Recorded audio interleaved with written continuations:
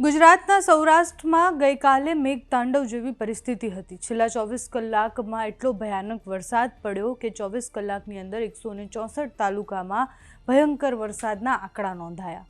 સૌથી વધારે વરસાદ અમરેલી જિલ્લામાં નોંધાયો, જ્યાં કેટલાક વિસ્તારોમાં અંદાજે 27 ઇંચ જેટલો વરસાદ પડ્યો છે, જેના કારણે જનજીવન સાવ ખોરવાઈ ગયું। અમરેલી જિલ્લાના રાજુલામાં 11 ઇંચ, ધારીમાં 9 ઇંચ, ખાંભામાં 7 ઇંચ અને બીજા અનેક વિસ્તારો એવા છે કે જ્યાં 5 થી 8 ઇંચ જેટલો વરસાદ પડ્યો છે। અને સતત વરસતા વરસાદના કારણે સાવરકુંડલા, રાજુલા, જાફરાબાદ, ધારી અને ખાંભા જેવા વિસ્તારોમાં શાળાઓ બંધ કરી દેવામાં આવી। ત્યાં જેટલા પણ ગામડાઓ છે એ ગામડાઓ સંપર્ક વિહોણા થઈ ગયા છે। ઉનામાં 21 વર્ષના યુવકનું આ પાણીમાં ફસાવાના કારણે મૃત્યુ પણ થયું છે। સતત ત્યાં તંત્ર કામગીરી કરી રહ્યું છે। ફાયર બ્રિગેડ અને ડિઝાસ્ટર મેનેજમેન્ટનું જે કામ હોય છે, રેસ્ક્યુની કામગીરી કરી રહ્યા છે।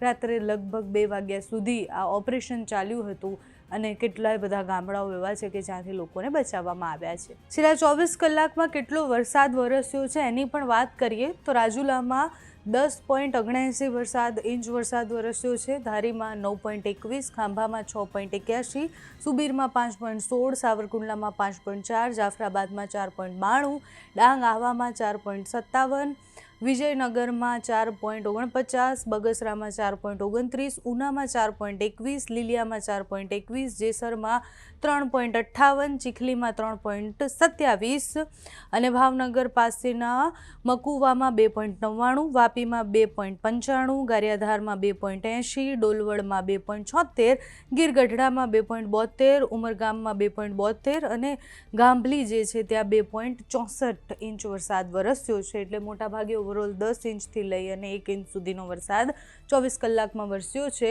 કોડીનાર એટલે સૌરાષ્ટ્રમાં માત્ર અમરેલી જ નહીં પરંતુ ગીર સોમનાથની આસપાસ પણ ભયંકર વરસાદ વરસ્યો છે।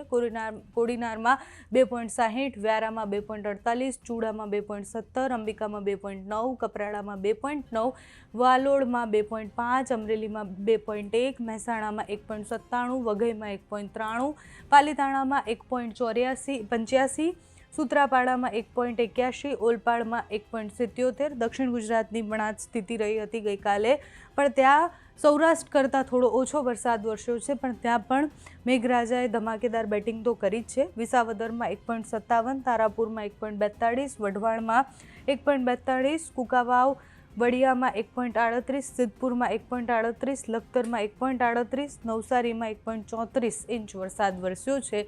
એટલે 10 ઇંચથી લઈ અને 1 ઇંચ સુધી દક્ષિણ ગુજરાત અને સૌરાષ્ટ્રમાં વરસાદ વરસ્યો છે, જેમાં સૌથી વધારે અમરેલી જિલ્લામાં વરસાદ વરસ્યો છે, જ્યાં 24 કલાકમાં 27 ઇંચ જેટલો વરસાદ નોંધાયો છે। હવામાન વિભાગે હજુ પણ આગામી 5 દિવસ સુધી ભારે વરસાદની આગાહી કરી છે। 6 તારીખની આગાહી પ્રમાણે નવસારી, ડાંગ, વલસાડ, દમણ, દાદરા નગર હવેલીમાં રેડ એલર્ટ આપેલું છે। આ ઉપરાંત સોમનાથ, દીવ, અમરેલી, ભાવનગર, ભરૂચ, છોટાઉદેપુર, નર્મદા, સુરત, તાપીમાં ઓરેન્જ એલર્ટ જાહેર કરવામાં આવ્યું છે। જૂનાગઢ, રાજકોટ, સાબરકાંઠા, અરવલ્લી, મહીસાગર, દાહોદના વિસ્તારોમાં યલો એલર્ટ છે। આટલા વિસ્તારો એવા છે કે જ્યાં આજે પણ ભયાનક વરસાદ પડવાનો છે।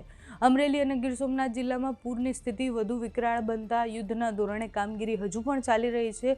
100 જેટલા લોકોને જીવના જોખમે તંત્રએ બચાવ્યા છે અને સલામત રીતના એમને સુરક્ષિત સ્થળ પર પહોંચાડવામાં આવ્યા છે।